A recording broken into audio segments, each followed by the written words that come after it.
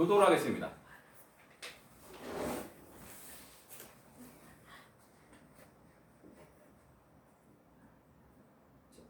찾으시면 제가 1절 읽겠습니다.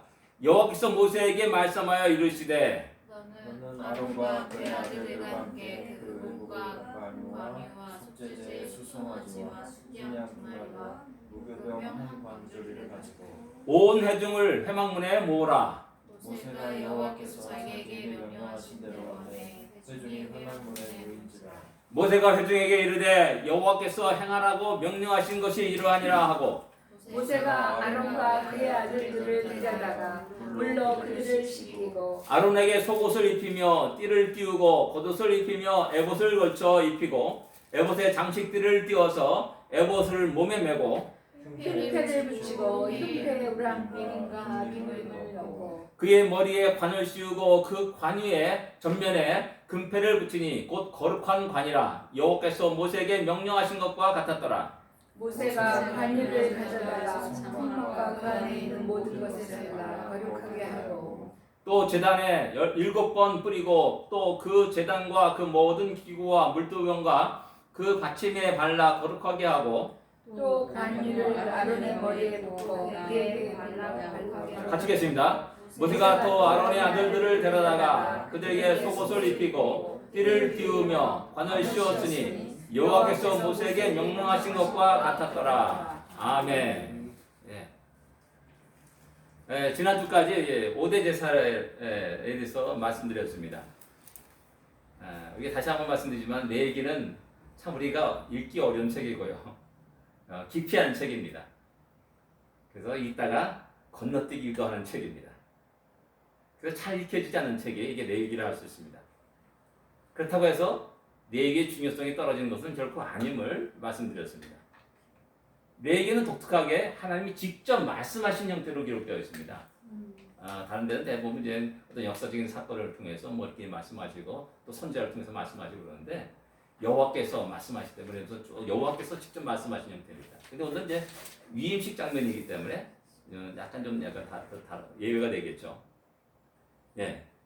그래서 이제 우리는 이 레위기를 대할 때마다 항상 직접 지금 현재 하나님 나에게 말씀하시는 것이다라는 그런 기분으로 느낌으로 이 말씀을 대해야 되고 우리는 또한 그 어느 때보다도 더 소중하게 귀중히 눈을 열고 귀를 열고 마음을 열어서 그 말씀을 들을 수 있어야 된다는 사실입니다.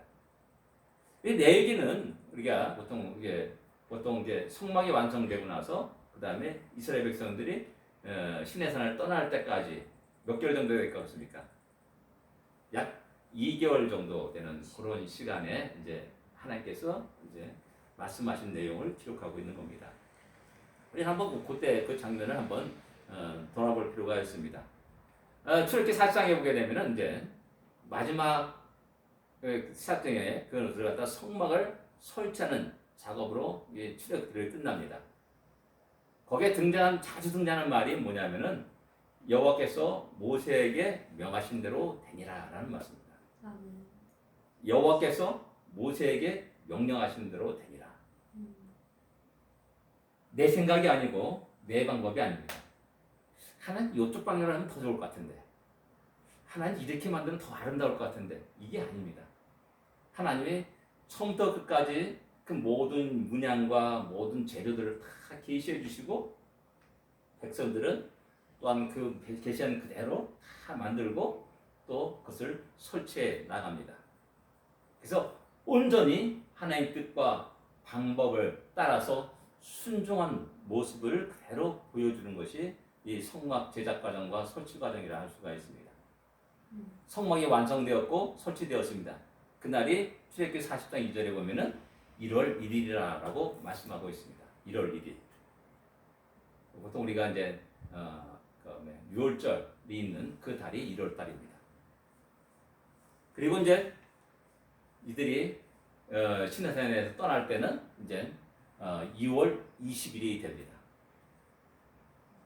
그래서 이제 한번 도착하고 그들이 시내산에 도착하고 나서 모세가 2번씩이나 40일 금식기를 했으니까는 3월달에 도착한 게 한 3월달 시완월인데 그러니까 40일 금식했으니까 2번 했으니까 80일 플러스 되면 아마도 6월 중순경이나 7월경부터 이 성막을 만들어가기 시작한 겁니다. 그럼 한 5개월 내지 6개월 정도를 만들어간 겁니다. 온 백성이 심혈을 기울여서 작업했고 드디어 완성되었습니다. 그리고 이제 드디어 그 완성된 모습을 모든 백성들이 그것을 보게 되었다는 사실입니다. 고생해서 만들었습니다. 온갖 정성을 다해서 만들었습니다.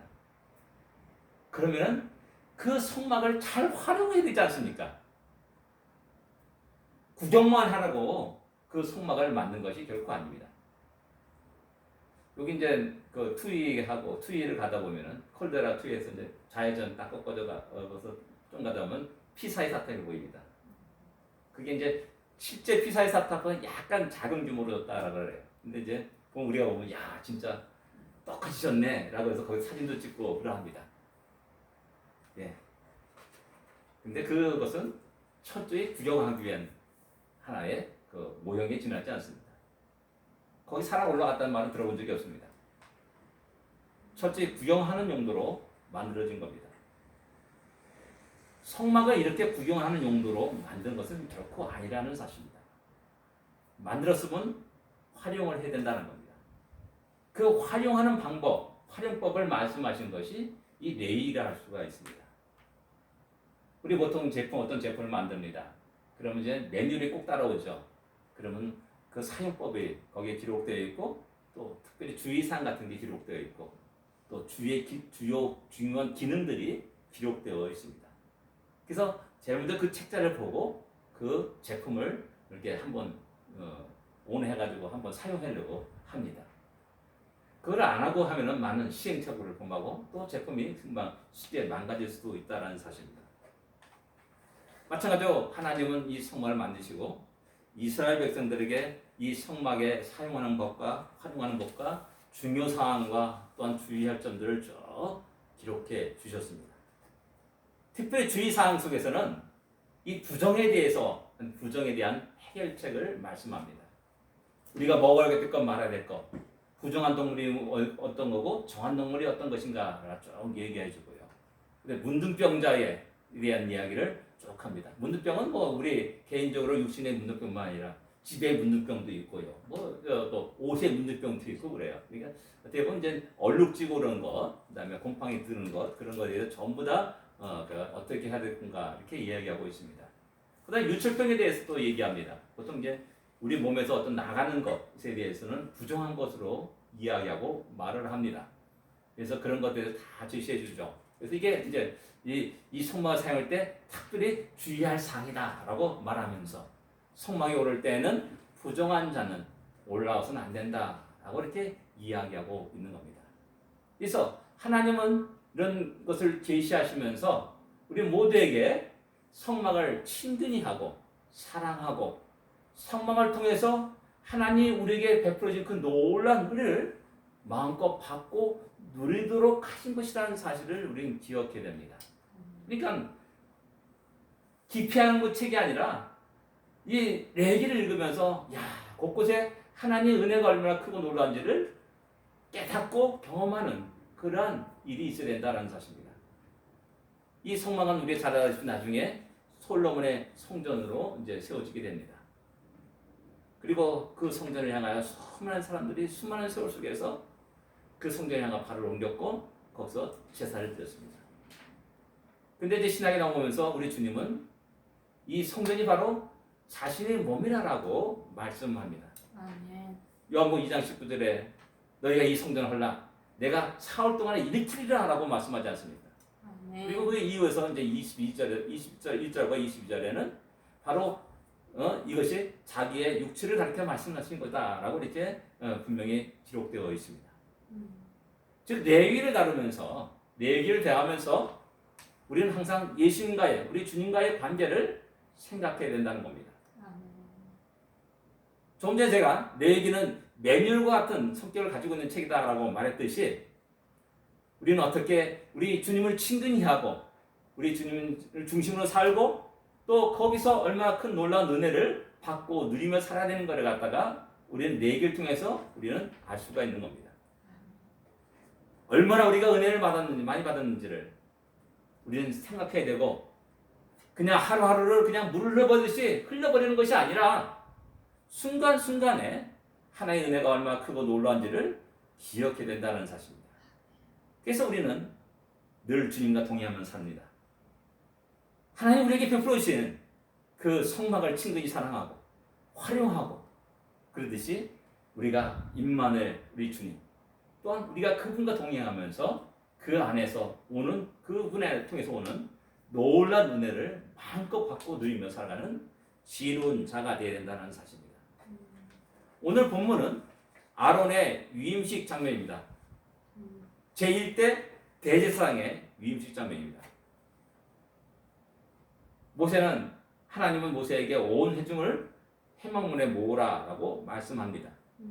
그 명령에 따라서 이스라엘 모든 백성들을 회막문에 모이게 합니다. 그냥 뭐 한 20, 30명, 100명, 200명 모인 거라면 뭐 이렇게 크게 문제 흥분도 안 되죠.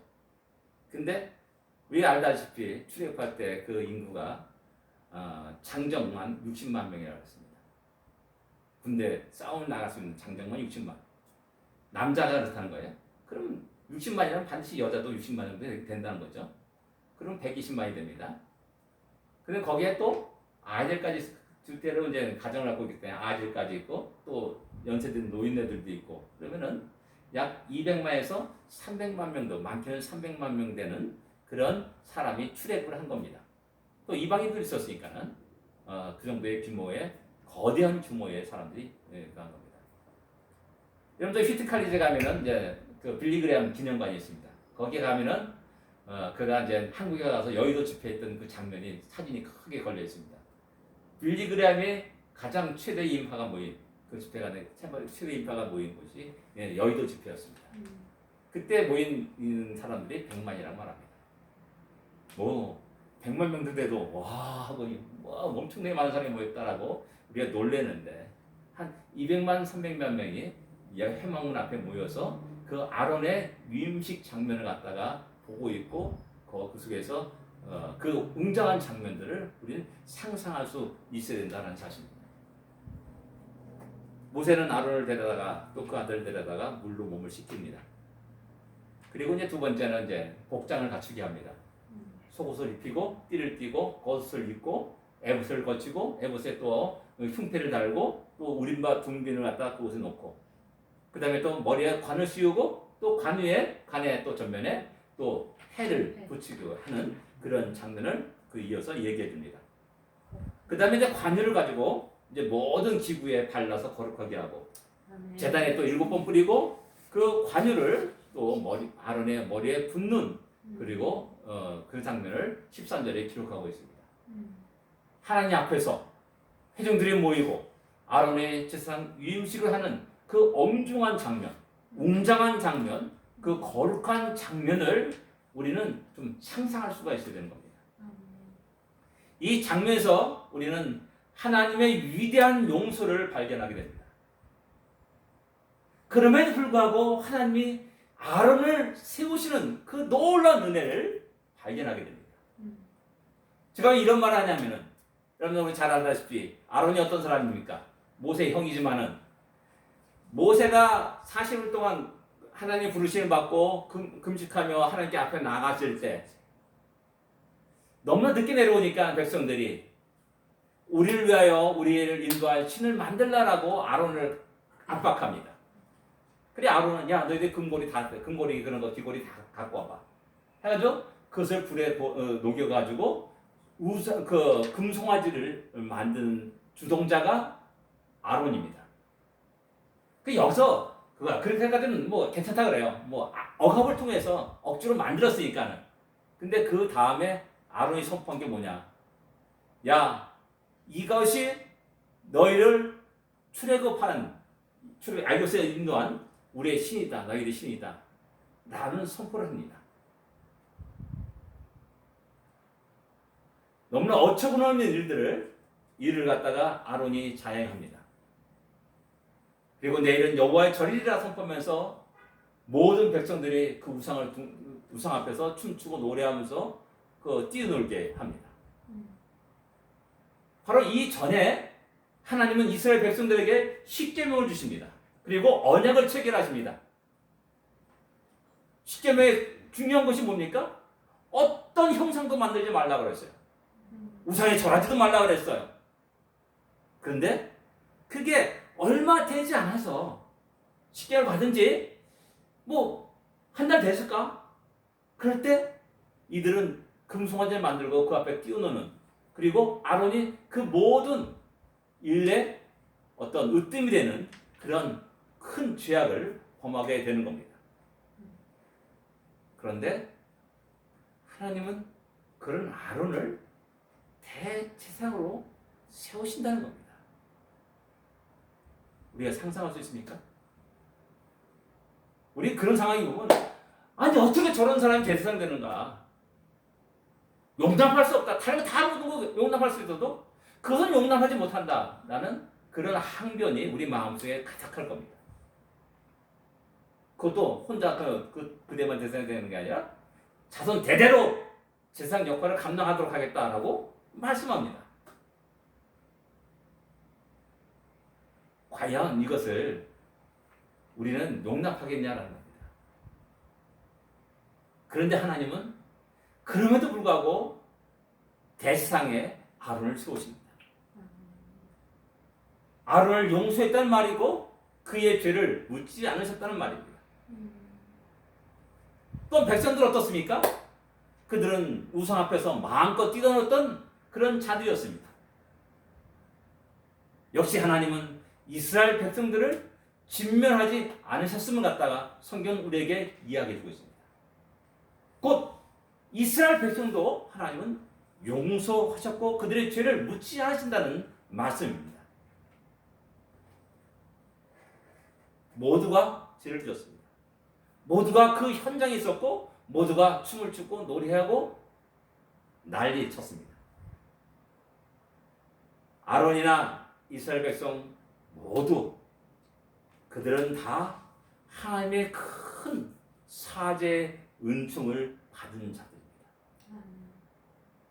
그러기에 그 엄숙한 엄중한 그 장면 속에 그들은 하나님의 그 행하신 모든 일들을 조용히 바라보면서 그 아론의 대제사장 위임식을 거행하고 있는 것입니다. 이것을 한번 신약으로 또 넘어가 보시기 바랍니다. 오순절에 모인 자들은 또 어땠습니까? 마가의 타락방에 모인 120명의 사람들은 어떤 사람입니까? 모두들 다 배반자들이었습니다. 도망자들이었습니다.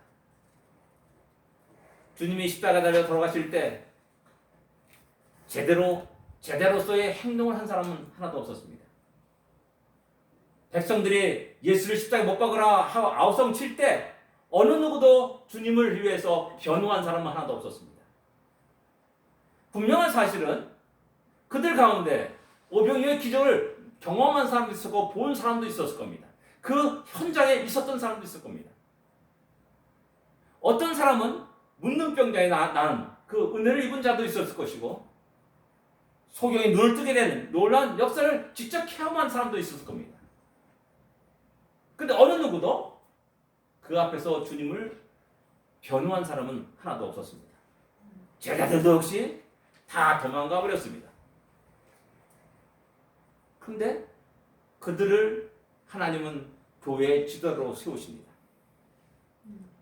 특별히 예수님 제자들을 사도로 세우십니다. 또 베드로는 우리가 일반적으로 얘기하듯이 제자들 중에 가장 수제자다 이렇게 얘기하는데 과연 베드로가 수제자의 자격을 갖추느냐라는 겁니다. 3번씩이나 주님을 맹세하여 저주하여 부인했던 자가 베드로였습니다. 다른 자들은 이런 말할 수 없는 거 다 도망갔던 사람들입니다. 근데 어떻게 이들을 교회의 지도자로 사도로 세우냐라는 겁니다. 지금 현재 우리가 말하고 있는 이런 내 관점 속에는 도저히 용납이 안 되는 그런 일들을 지금 벌어지고 있는 겁니다. 우린 살아가면서 우리 자신이 죄인함을 깜빡 잊고 살아갈 때가 있습니다. 나는 참 의롭다라고 생각하면서 살아갑니다. 그래서 내 눈앞에 잘못된 것을 보지 못하고 잘못을 정지하고 그 다음에 또 비난하고 하는 그런 경향들이 굉장히 강한 것을 보게 됩니다. 내 자신을 볼 수 있어야 됩니다. 내가 얼마나 큰 죄인인지를 볼 수 있어야 됩니다.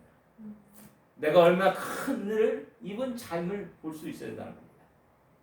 이것을 보지 못하기 때문에 우리 모두에게는 마음의 분노를 갖고 살아갑니다. 어떻게 저런 사람이 그럴 수 있는가? 사회는 불공평하다, 정의롭지 못하다 라는 이런 비난의 화살을 막 쏟으면서 분개하고 또 이제 흥분해서 살아갑니다. 우리 불화여도 우리 대한민국의 역사는 그런 역사를 가져왔습니다. 너무나 하늘과 땅이 그 극과 극의 어떤 역사를 살아왔기 때문에 모든 시대에는 칭찬받는 사람도 있고 비난받는 사람도 있습니다. 안타까운 일이죠. 뭐 지금도 친일파 논쟁이 떠나지 않습니다. 유교전쟁을 끄면서 빨갱이다 뭐 그런 논쟁이 또 떠나지 않습니다.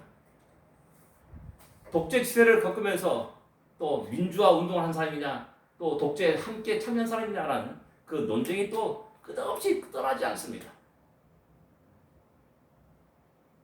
언제까지 이런 갈등과 서로의 발목을 잡으며 붙잡고 앞으로 나가는 것을 갖다가 방해하고 막을 것입니다.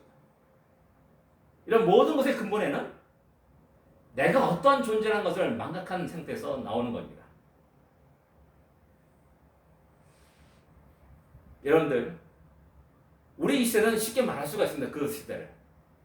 저는 박정희 독재 정권을 그 시대 아래서 살아온 사람이고 대학 생활을 했던 사람입니다.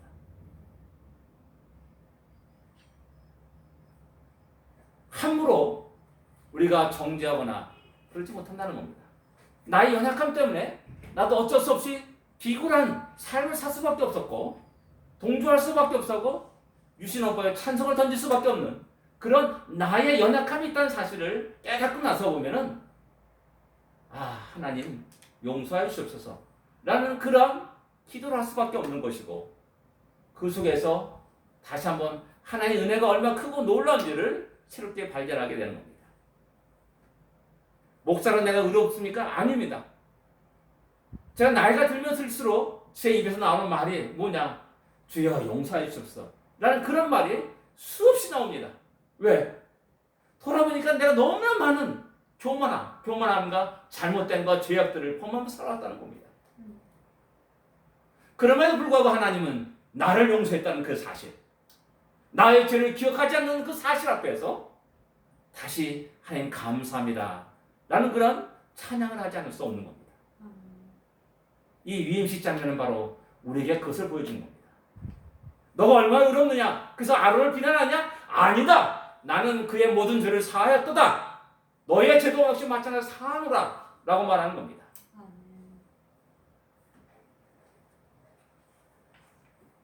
이런 놀라운 은혜가 그 위임식 장면에서 우리에게 보여주는 장면을 알 수가 있는 겁니다. 또 두 번째 우리 생각할 수 있는 이 위임식 장면은 하나님 백성의 하나됨을 우리에게 보여주고 있습니다. 이 장면과 함께 오버랩되는 그 성경 말씀이 무엇이냐면 시편 113편입니다. 133편. 보라 형제가 연합하여 동거함이 어찌 그리 선하고 아름다운고 머리에 든 보배로운 기름이 곧 수염 곧 아론의 수염에 흘러서 그의 옷깃까지 내린 것 같다. 이렇게 시편 133편은 이렇게 노래합니다. 중요한 건 뭐냐면 형제가 동거하여 연합하여 동거함이 아름다움을 이야기합니다. 그것을 아론의 수염에 흘러서 내리는 그 기름, 옷까지 흘러내리는 그 기름에 비유하고 있다는 사실입니다. 하나님의 백성의 아름다움, 신앙의 공동체의 아름다움, 광야 교회의 아름다움을 이야기하는데 아론의 수염에 흘러내린 기름 같다라고 말씀하는 겁니다. 왜 시인은 이렇게 이런 비유를 하고 있냐라는 겁니다. 그 의미가 무엇이냐라는 겁니다. 여기서 나오는 아론의 수염에 흘러 그의 옷깃을 내린다고라는 그 의미가 무엇이냐? 바로 오늘 본문에 나오는 아론의 위임식 장면을 알 수가 있는 겁니다. 가장 중요한 모든 회정이 하나님 앞에 모였습니다. 그리고 하나님 앞에서 모든 회정들이 하나가 됐습니다. 하나됨은 용서 다음에 오는 결과를 알 수가 있습니다. 용서가 구체적으로 우리의 삶에 적용되어질 때 나타나는 것이 하나됨입니다. 하나님의 용서를 깨달은 것을 깨달은 자가 미워할 수 없습니다. 하나님의 용서를 깨달은 자는 나를 그렇게 괴롭혔던 자를 새로운 관점에서 그를 보게 됩니다. 나의 원수를 새롭게 바라보게 됩니다. 마음이 넓어지게 됩니다. 모든 사람을 용납할 수 있고 받아들이고 안을 수가 있습니다. 전에는 저 사람은 도저히 나의 인생을 같이 살 수 없는 사람이야 라고 했는데 하나님의 용서를 깨닫고 보니까는 그를 품을 수 있고 안을 수 있고 함께 인생을 걸어갈 수 있다는 사실입니다. 그래서 진정한 하나가 되는 겁니다. 그러나 우리가 잘 알다시피 사탄의 역사는, 사탄의 계략은 그렇지 않습니다. 분열과 갈등을 조장하며 공동체가 바르게 서지 못하게 합니다. 하나님의 교회가 바르게 세워지지 않습니다. 그리고 늘 끝없이 갈등과 미움을 통해서 그 공동체의 모든 힘을 다 쇠잔시켜 만듭니다. 겉으로는 잘 되는 것 같고 잘 굴러가는 것 같지만 누구도 하지 못한 그 내부의 그 아픔과 갈등과 미움과 증오들이 결코 하나가 되지 못하게 하는 그런 일들이 많이 있는 겁니다. 가정에서도 그렇습니다. 맨날 보면 아유 뭐 당신이 뭐 여보세요 그럼 막 얘기하는데 오늘 보면 뭐 이혼한다 그런 얘기가 들리고 우리 보통 연애들 그렇지 않습니까? 뭐 행복하게 결혼해요. 근데 1년 동안 가지고 이혼한다는 소리 들리고 그런 일이 뭡니까? 사탄은 그런 가정 공동체, 교회 공동체 그것을 깨부시고 힘을 못 쓰게 하고 와해시키려고 합니다. 여기에 우리 인간의 연약함이 거기에 항상 편승해가지고 함께 속어 넘어가죠. 우리는 뭐 잘 알다시피 지역에 따라서 학력에 따라서 뭐 여러 가지 갈등의 요소를 가지고 있는 게 우리들의 대한민국의 현실이기도 하다는 사실을 우리는 잘 알고 있습니다. 광야 행군을 하는 이스라엘 민족도 이런 취약성을 가지고 있음을 성경 우리에게 끝없이 이야기합니다. 이스라엘 민족이 뭐 대단한 민족 같죠? 뭐 이렇게 뭐 아름답게 시장에서 뉴스도 나가고 이게 얘기합니다. 근데 실제로 보면 그렇지 않은 것을 보게 됩니다. 12지파의 역사가 그랬습니다. 끝없이 레아와 라헬 이 두 양 지파 사이에 갈등이 있죠. 오해하지 마십시오. 레아와 라헬이 뭐 그 자식들 후손이 12명의 아들이 서로 갈등하고 괴로워하는 겁니다. 에브라임 지파와 유다 지파 그 갈등은 이스라엘 역사에 계속되었음을 우리에게 이야기해주고 있습니다. 오늘 이 위임식 장면에서 그런 갈등과 미움과 증오의 역사가 그대로 내포하고 있다는 사실을 우리는 알 수가 있습니다. 어디서 알 수 있냐면은 여러분들 우리가 출애굽기 32장에 보면은 그 아까 말했듯이 우상 금무상을 만들고 거기서 춤추고 노래할 때 모세가 내려와 가지고 전부 다 죽이라고 말합니다. 너희가 칼을 차고 이문에서 저문까지 왕래하면서 각 사람이 그 형제를 죽이고 각 사람이 그 친구를 죽이고 각 사람이 그 이웃을 도륙하라라고 명령합니다. 그때 죽은 사람이 3,000명이나 됐습니다. 3,000명. 한두 명이 죽은 것이 아닙니다. 그것도 모르는 사람을 죽인 게 아닙니다. 내 이웃을 죽였고요. 내 친구를 죽였고 내 형제를 죽인 겁니다.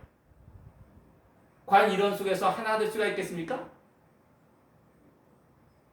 그 마음의 미움과 증오들이 여전히 모든 사람들의 마음속에 있지 않겠습니까?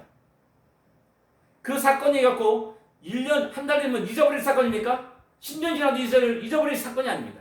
20년 지나도 잊어버릴 사건이 아닙니다. 아니요, 평생에 두고 잊어버릴 사건이 아닙니다. 역사에 두고 잊어버릴 사건이 아니겠죠.